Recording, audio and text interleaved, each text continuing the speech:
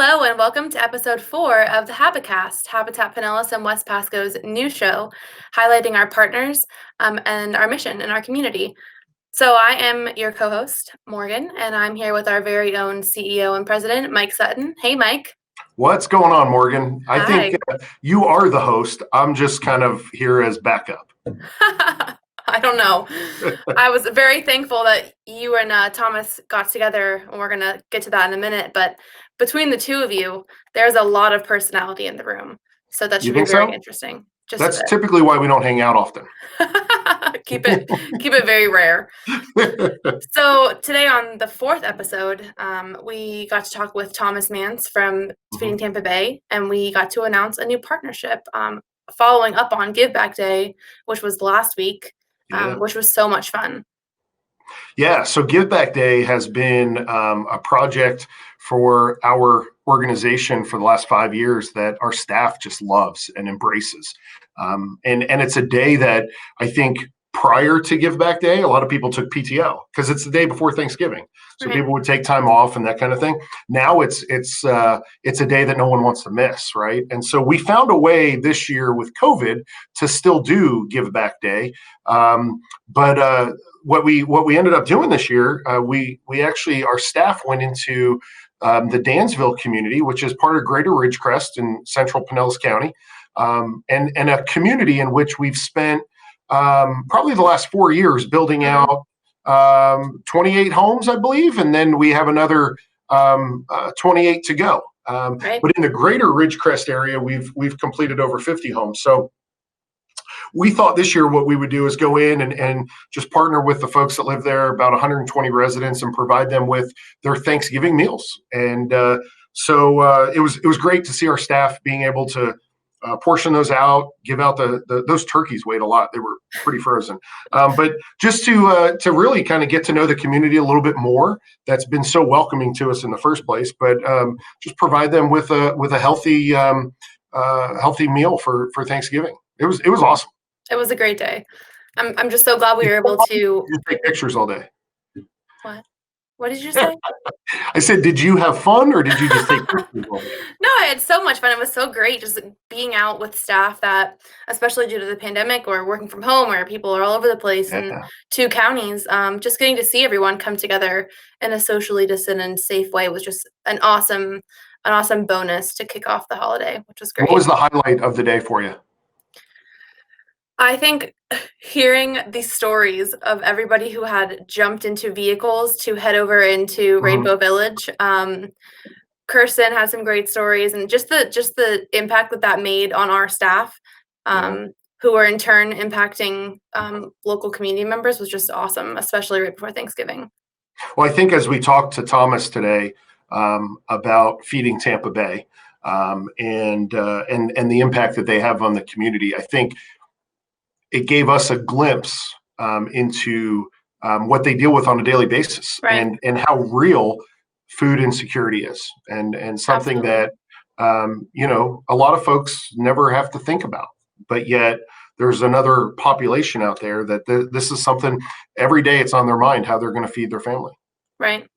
It's a scary thought, especially now with the pandemic. I mean, I think the stat that they publish is 68% of families who are getting a hand up from Feeding Tampa Bay normally are not in that kind of situation. So the tides have changed, and changing those perspectives, like we say, changing lives and changing perspectives is something that both organizations do on a daily basis, making an impact in our community. And I think it was so awesome that we partnered with them. Such a natural partnership.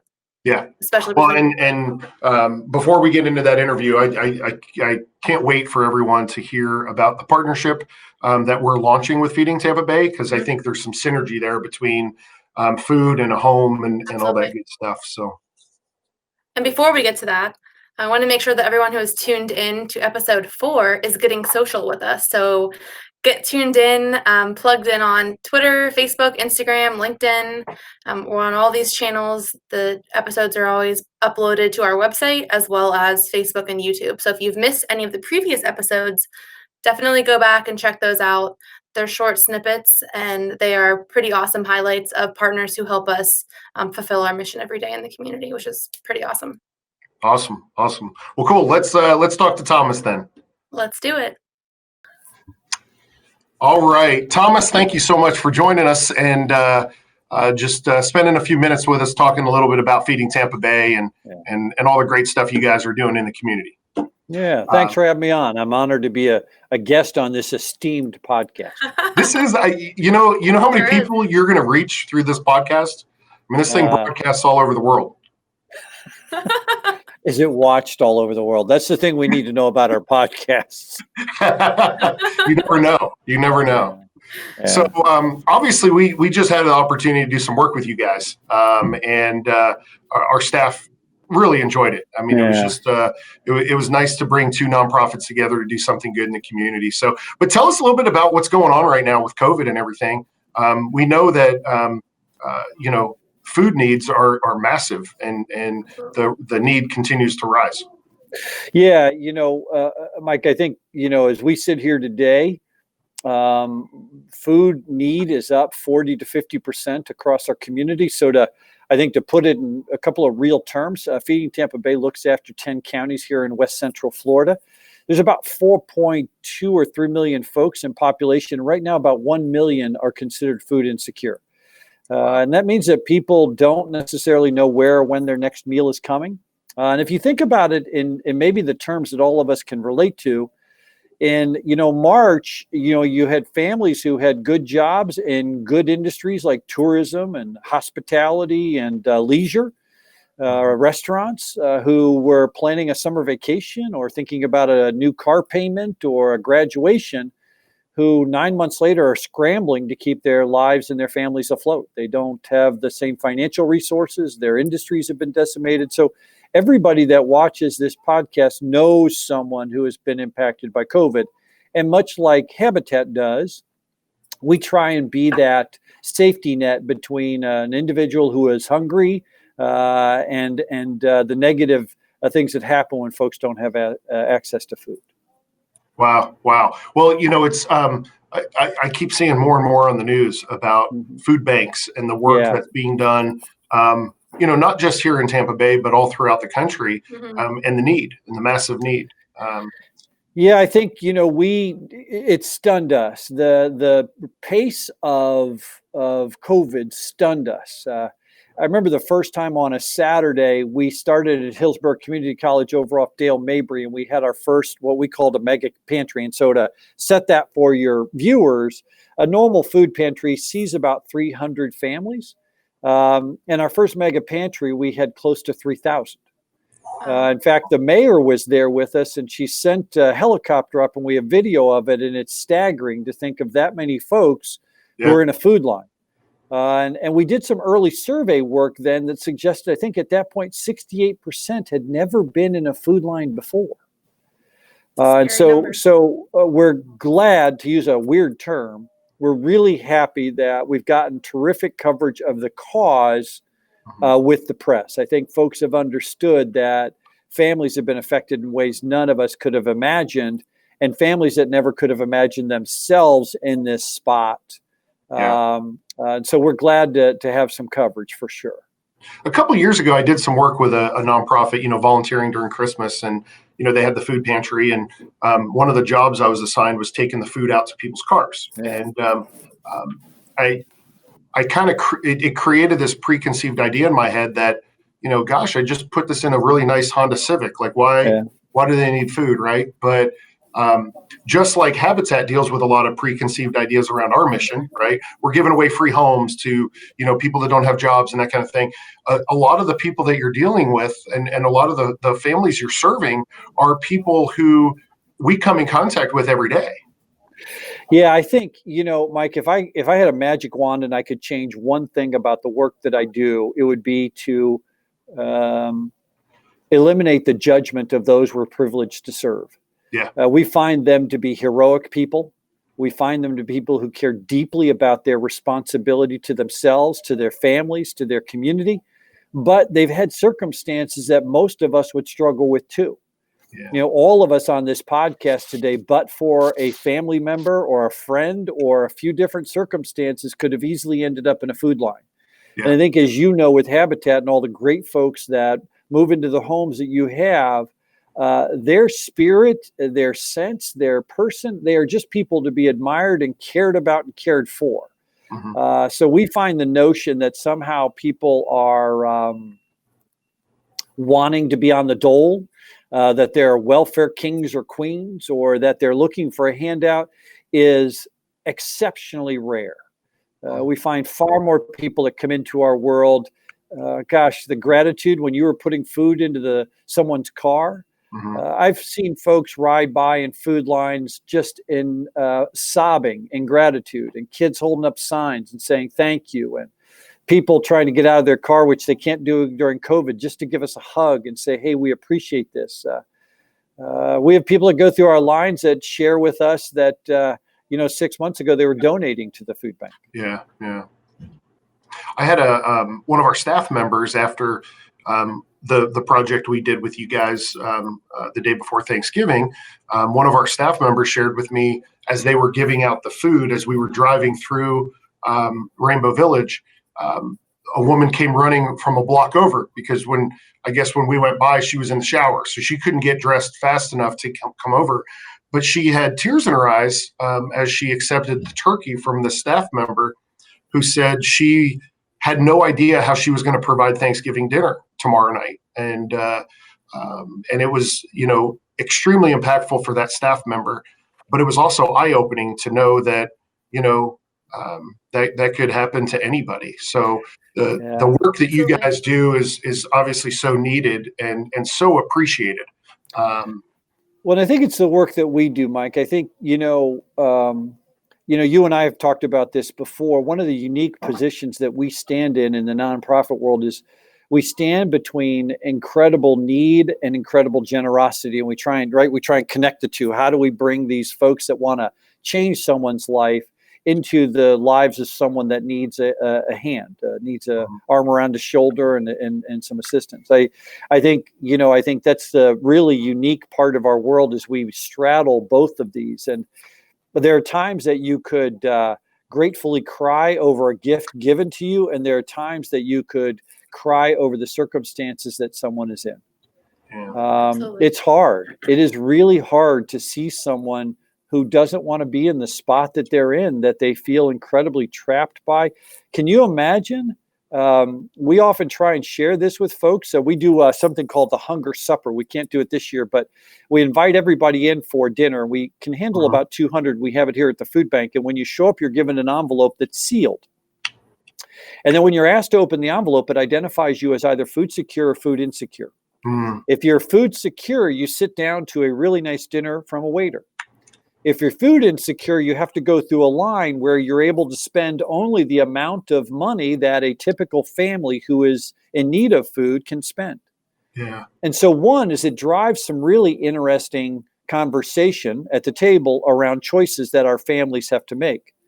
But we also ask provocative questions. And one of the ones that we often ask people is, we'd like you to choose for your child between medicine and food. Which would you choose? Who in this world wants to make that choice? And so when we reduce it to those moments, just like you all do with Habitat, when we remind people that the circumstances that our friends and neighbors are in and the choices that they're making are difficult. We have a saying here, which I'm sure you're familiar with, don't judge the decisions I've made until you understand the choices I had.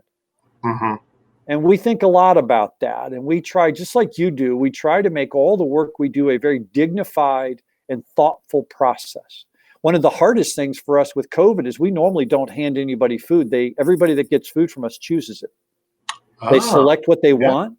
They take the items that are there for their families. So if you're at a mobile distribution, you go along a bunch of tables and you take what's good for you. COVID, because of safety, we can't do that. So we're handing someone. But the idea of making sure that the folks we serve get and deserve a dignified experience, again, is I know something that you all care just as deeply about. You would not put someone in a home that you yourselves would not live in. Sure.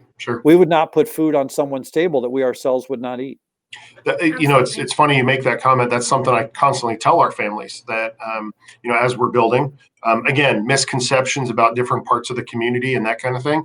But that's something I share with our homeowner candidates when they're accepted into the program, that we're never going to try to match you with a piece of property that I would not live on myself. And I feel pretty strong about that. And that's what's important about, the areas of the community in which we live. So, Morgan, so when we were doing the Give Back Day, obviously in working with Feeding Tampa Bay, what was some of the stuff you heard from the staff that day? Oh my gosh. I think it was such I assume it was about how wonderful I was. I'm just making an assumption obviously there. way too many comments about you two being very similar, which is frightening, but in the best way. Because I think that, just to go back to something that you said, Thomas, that problem of choosing between medicine and healthy food is something that we talk about quite a bit through our Cost of Home campaign. So that's 1 in 6 families in Florida have to make that choice, and they don't have enough to pay their rent, which is it's a crazy, and those were statistics before the pandemic. So now obviously it's even worse. So hearing that number, 68% of people who are currently getting a hand up from Feeding Tampa Bay that haven't in the past, that's a scary number. So having our staff be out in Dansville, which is a community that we've done a lot of redevelopment in, and so much time and investment has been made there, because we just we love that community of the greater Ridgecrest area. I think, 26 homes in Dansville so far, and 53 overall in that area. So to give back and to have a lot of staff members who maybe aren't working in that area, or are in the office or in Pasco or in St. Pete, be on site somewhere and actually get to meet homeowners. We had several Habitat homeowners stop by and just to say hi. We got a Christmas card from one of our homeowners.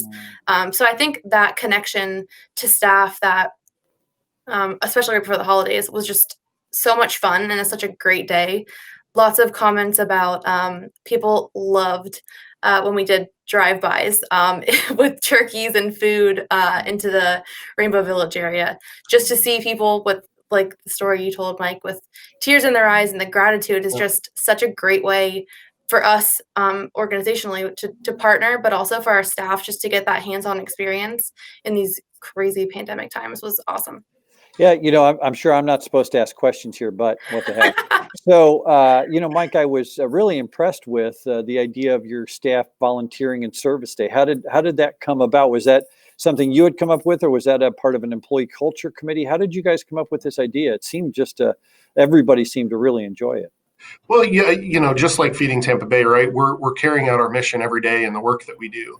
And about 5 years ago, we actually decided the day before Thanksgiving, which is a day that, from a business operations standpoint, we don't get much done, right? Yeah. It's just like Cyber Monday. Everybody in the office yesterday was shopping probably. But the day before Thanksgiving has just been a day where, we've typically let the staff go early, that kind of thing. And so we started brainstorming, and we said, let's do something. Let's get out into the community and do a project. And so one of our employees, Stacy Efaw, was running the Humane Society at the time, and they needed some work done on a couple of their facilities. So I said, well, we build houses. We know how to use a hammer. Why don't we come out and lend a hand? And so, as you know, there's a lot of nonprofits out there that don't have the experience of being able to do something like that. And they're going to pay a pretty penny to bring in a handyman or a construction company to do that. So we started to kind of lend our support out to the community. And so we've done projects with Humane Society, Alpha House, Ready for Life, Pace Center for Girls. And so this year, just given the pandemic and where we were at, plus Morgan touched on our love for the Dansville community. It just made sense for us to go and do something like this with you guys. And so I try to be like you as much as I possibly can. You're one of my life idols. And so I was like, let's do something with Feeding Tampa Bay.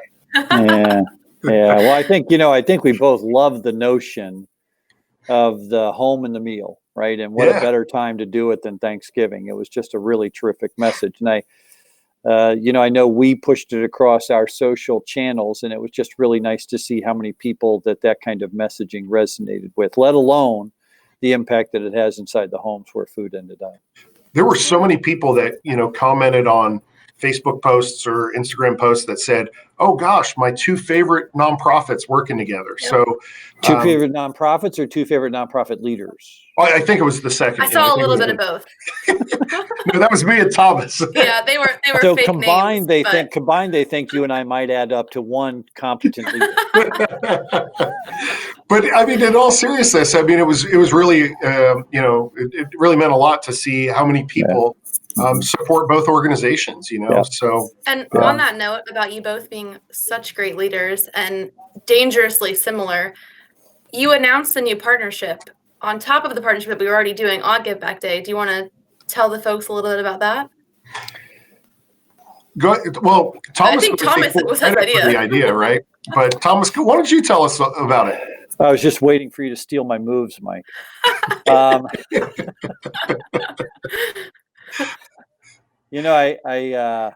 Of course, the funny story is when I got back to the office, I said to our COO, "Hey, we have a new program. I announced it on TV today." She said, "That's what I would do." Right. This is our organization. She goes, "Sounds about right." I think the concept is so simple and so perfect that it just made sense to us to do this. But I think Mike, one of the things you're aware of, because it's not just a home. Mm-hmm. It's furniture in the home. It is, the resources necessary to run a household that are expensive. And one of the things we know, particularly interestingly from hurricanes, is when a family loses their pantry, it's really expensive to restock your entire pantry. So it's one thing to go buy milk and bread and those basic, week-to-week essentials. But when you have to replace everything or start over or start new, it's a really expensive proposition. And so we really thought that one of the things we could start to provide is give the families that you put into homes that much better of a chance to be successful by saying we can at least stock out your pantry with some of the critical items that you guys need to get going so that you can direct some of your other resources to the other responsibilities you may have inside the home. And I think, that's the practical part of it. The other part of the partnership, I think, which is just so important to us, is that we need everybody to understand a home, food, probably healthcare, and other things are critically important to all of us. And let's make sure that our organizations are partnering to do that. So we love the idea that every time a Habitat family moves into a brand new home that you all have worked so carefully to create for them, that when they walk in, they'll be able to open a fridge or a cabinet or a pantry and have some of the items that they need to sit down for a meal in their new home. It's an amazing partnership that we got to announce, and I'm so glad I came up with the idea. Yeah, you are brilliant. I don't think folks understand the level and depth of your brilliance. I just, I don't think they know. I'm just trying to keep up with you. But we do. Are you guys going to actually broadcast this, or? So your heads are getting so big they're going to fill out the screen. I think maybe our 5 friends will watch this. So we do a lot of work with Work Done, and former NFL football player. Great, and a huge impact in the community, right? Yeah. He's the one. His mom, right? Yes. Correct. She was a police officer killed in the line of duty, and then he helped to raise his siblings. And so he started a program where he goes in to basically partner with Habitat affiliates and provide all the furniture and all the food and the pantry. So he helps to finish out the house. Wonderful. And so he's done these studies, these white papers. I'll have to get you a copy of the one about food insecurity, right? Because he basically shows the economic impact to a family as they move into a new home. Yeah.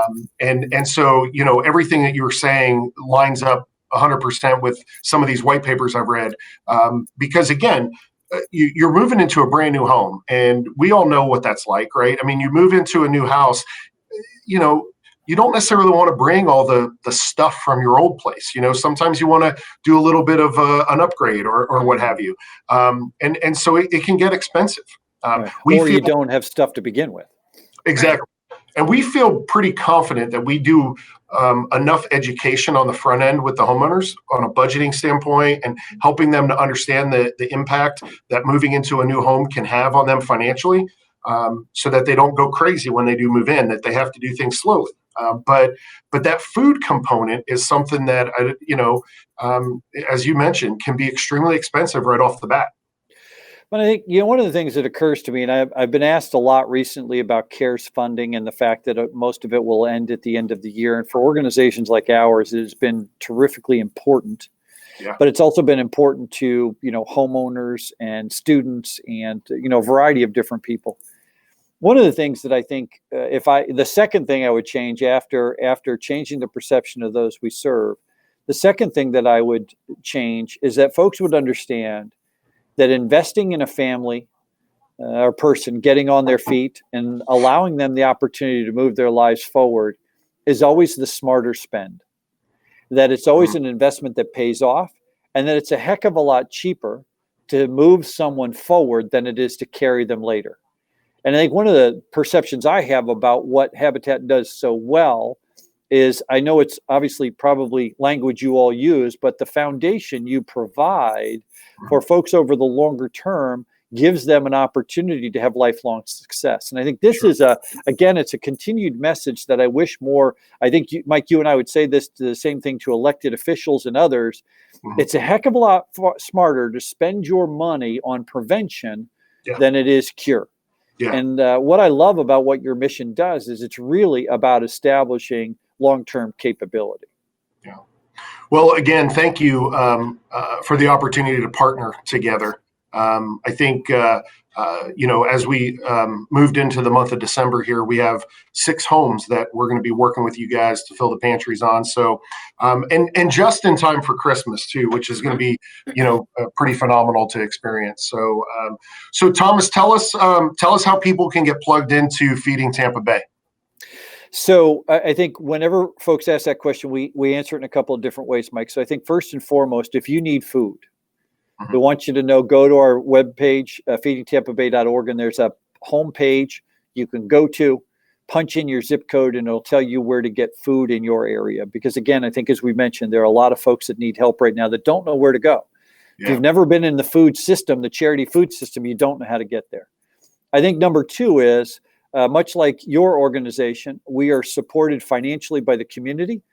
So if you can do that, your contributions, our organization goes as far as the contributions that we get to. And then also, just like you all, we're a volunteer-based organization.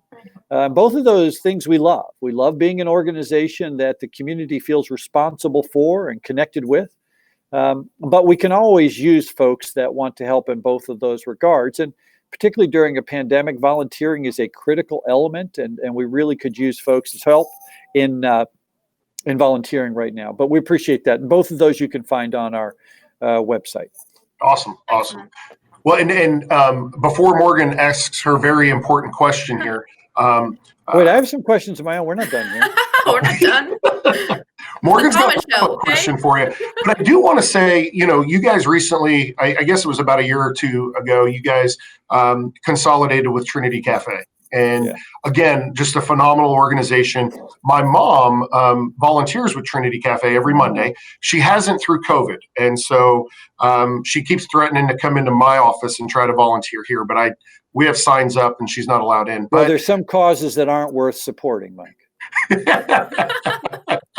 But she talks about Trinity Cafe in a way that has changed her perspective.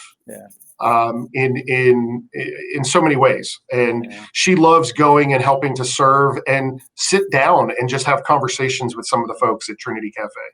Yeah, it is an amazing thing when you allow yourself to come in relationship with someone who is struggling. I think so often many of us meet people who are struggling and it's awkward for us. Right? It's hard to be the person that sits with someone who is in a difficult place. I think there's always the empathetic person that can enter into that world, like your mom. It's not easy. But when you're able to do that, I think, from our perspective, let's go back to, Jimmy Carter and his message to all of us and the idea of Habitat for Humanity. The important word in that sentence to me is the humanity part. right? And the thing that your mom, I hoped, experienced when she sits with us at Trinity, or again, I know that folks that move into the homes you have, they experience the best of humanity. Mm-hmm. I don't think we are a group of people who wants to distance or disassociate. I think we're a group of people or a citizenry that want to make sure that our neighbors are okay. Yeah. I do hope the pandemic, like other crises, reminds us that we're better when we help each other out. I'm glad to hear your mom has a great experience there. I'm glad to know she has supported that work. Food inventory might be low. I think she sneaks extra rolls to folks, and the chef is sure. The chef is an award-winning chef that at this point in his career, Chef Daniel wants to give back, and so he's left the world but yeah, he cooks some tasty victuals. Maybe we'll have him on our award-winning podcast one day. Yeah, I'm sure. Well, I'm sure if you ever recover from this episode and get viewers, this one might not air. No, not to conduct. So, Morgan, before you get to your question, I have to ask my question. Go ahead. So I go speak with folks often about food insecurity, and more often than not, most of us don't know what food insecurity is or haven't experienced it. So one of the things we talk a lot about, much like you probably do with home ownership, is the importance of food in your life, right? What does it mean to you? Because food has just as much a cultural or familial connection to us, right? Mm-hmm. So oftentimes when I speak, the question that I will ask everybody is that you're on death row, right, Mike? I can't imagine what you've done to get there, but my guess is you've deserved it. Morgan, I'm sure for you, it wasn't messed up. Unfortunate series of events. You're on death row. What is your last meal? You don't get a smorgasbord. It is a last meal. What's your last meal and why? I got it. Go ahead, Morgan. My parents are excellent cooks. My dad is Italian. My mom is Irish and cooks like an Italian. They make the best food. So I grew up with a very gourmet palate in my house. My last meal would be polenta with short ribs and marinara sauce. Excellent. Okay, Mike, grated Parmesan Reggiano on top. Holy smokes. I'm sure the prison system will really do that meal justice. I feel like the prison cook probably has that one down. Okay, Mike, what's yours? Well, you can probably tell from my athletic physique that I'm a meat and potatoes type of guy. And so I probably would go with some sort of, like a filet steak. And I mean, just a typical type steak dinner. So when folks choose their meal, they often choose it, I think, Morgan, for the reasons you've talked about. Oftentimes it's about who they're with when they have those. So for me, it's always been a hamburger, right? I would have a hamburger, fries, and a Diet Coke because that's also a comfort meal for me. It's a meal that reminds me that things are okay. It's the meal in my family, you could choose your birthday meal. And so every year I would have a hamburger, right? But I think the thing about food, and you mentioned this about a home that you create for someone, the thing about food is it connects us to who we are, who we love, the things that are important to us. So Morgan, yours was the perfect example of why food matters. Absolutely. It's not just that it's fulfilling, so it's not just the meat and potatoes, but it's that moment around a table with a family that matters. And coming all the way back to our partnership, it's now a moment around a table for a family that matters inside a home that is safe and secure and sound for them. And, I'm just kidding aside in all of this. I am so thrilled that this is something we can do together. That's awesome. Awesome. Yeah, it's awesome. So to bring it back around, asking you a question, we've been asking all of our guests, and we've been talking to all kinds of different partners about what home means to them. But in the spirit of the holidays, we know that especially during the pandemic, like we just talked about, home means more to everyone right now. So for you, Thomas, what does a home mean for you during the holidays? Well, it's probably where my children will have me committed, but I don't think that's the answer you're looking for. That kind of home. The first home. Before that one. I think it's a great question. I think home, of course, is that physical place, right? But home for me is that place of peace, comfort, safety, the idea that you're around those that look out for you and care for you. that you're with the ones that you've chosen to move through this life alongside, or that you've been gifted, like your children. But home reminds me that we come together. And as I said earlier, I think, a friend used to say, fellowship is the spiritual embodiment of God's purpose, right? It's the moment where we can come together and be with each other. And home to me is that. Whether you're living in a mansion or, a starter home, home is the idea that you all come together and connect or reconnect. So I'm not sure if that's the answer you're looking for, but that's my answer. Love it. That was perfect. Especially the first part. I think a lot of viewers may resonate with that, but What, being committed? yeah. I assume if they're watching Mike frequently, they're familiar with that. Yes. Oh, Thomas. Well, on that note, thank you for joining us today. And we just appreciate all that you and all the good folks at Feeding Tampa Bay do on a regular basis. So thank you. Yeah, to both of you, right back at you. It's been a great pleasure to spend some of my time with you. Thanks for having me on. Hopefully someone will watch this. If they do, please let us know what they think. We had a cancellation. We had to fill a spot. So hey. Last minute. Just killing some time. Totally get it. Thanks, Thomas. Thanks, Thomas. All right. Well, that was a lot of fun talking to Thomas. He's a character, and You two together are quite the pair. we have a lot of fun.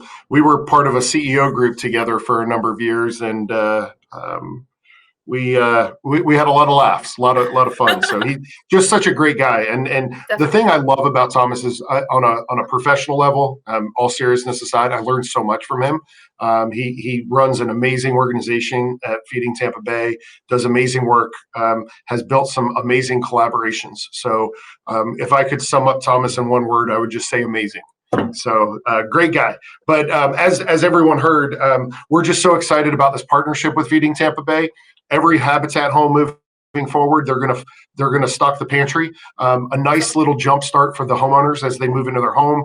And obviously we all experience it. We go grocery shopping, prices are going up, right? I mean, everything's going up in price, and COVID hasn't helped. So Right. We know that this is going to be a great jump start for our families. So exciting.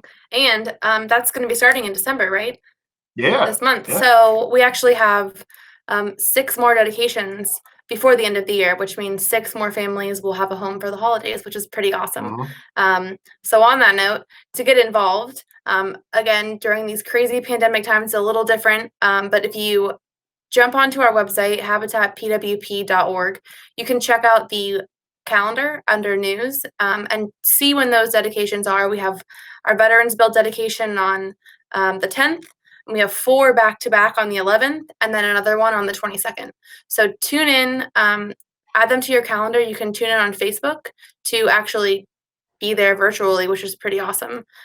It's a 5 to 7 minute quick little event that changes your entire day, which I think we always say, but it really is the best way to either start your day or end your day, and to get involved. If you haven't ever been to a dedication, you can tune in virtually and kind of experience that, especially before the holidays. It's really awesome. 4 of them back to back. I'm going to be on such a high after that of experiencing just so much amazingness. I know. So awesome.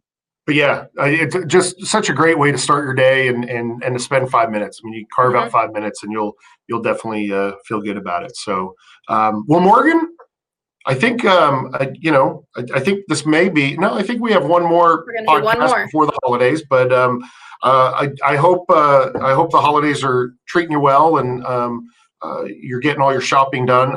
I'll give you my list of everything that I'm asking for Christmas. Were you gonna ask for a win last week, or? I told you that USF is off limits when we talk on these things. So we're not going to talk about it, other than the fact that they did a lot better than I thought they would. So I'll give you that. Got to stick by my team. I'm wearing green today, just for USF. Me too. Right? Just for you. Oh, look at you! See, thank you. I appreciate that. What great support. I am not going to wear black and gold or whatever that that. Your list may get updated.